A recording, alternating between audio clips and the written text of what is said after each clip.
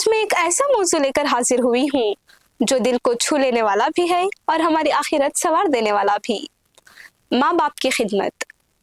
دوستوں، رمضان رحمتوں، برکتوں اور مغفرت کا مہینہ ہے۔ ہم روزے رکھتے ہیں، تراویح پڑھتے ہیں، صدقہ بھی دیتے ہیں، لیکن ذرا سوچیں، اگر اسی رمضان میں ہمارے ماں باپ ہم سے ناراض ہوں تو کیا ہماری عبادتیں مکمل ہو سکتی ہیں؟ پیارے نبی صلی اللہ علیہ وسلم نے فرمایا ہے کہ جنت ماں کے قدموں تلے ہے۔ ایک اور حدیث کا مفہوم ہے کہ ماں باپ تمہاری جنت بھی ہیں اور دوزخ بھی، یعنی اگر ہم نے ان کی خدمت کی، ان کو خوش رکھا تو جنت کا راستہ آسان، اور اگر ان کا دل دکھایا تو نقصان ہمارا ہی ہے۔ ذرا خود سے سوال کریں، کیا ہم نے آج اپنی ماں سے پیار سے بات کی؟ کیا ہم نے اپنے والد کا حال پوچھا؟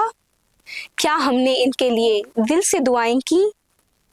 دوستوں، ماں باپ کی خدمت صرف بڑے کاموں سے نہیں ہوتی، ان کے پاس بیٹھ جانا بھی خدمت ہے، ان کی بات خاموشی سے سن لینا بھی خدمت ہے، ان کے ہاتھ چوم لینا بھی خدمت ہے، ان کے لیے پانی کا گلاس لا دینا بھی خدمت ہے۔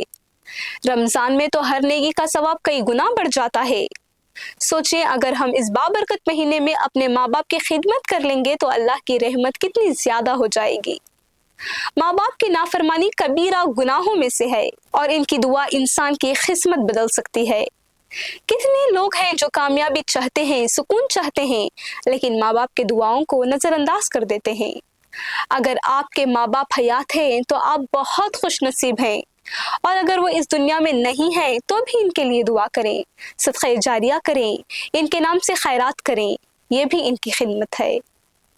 دوستوں، وقت بہت تیزی سے گزر رہا ہے۔ ایک دن ایسا آئے گا جب ہم ان کی آواز سننے کو ترسیں گے، ان کی ڈانٹ کو یاد کریں گے، ان کی مسکراہٹ کو ڈھونڈیں گے، لیکن تب صرف یادیں رہ جائیں گی۔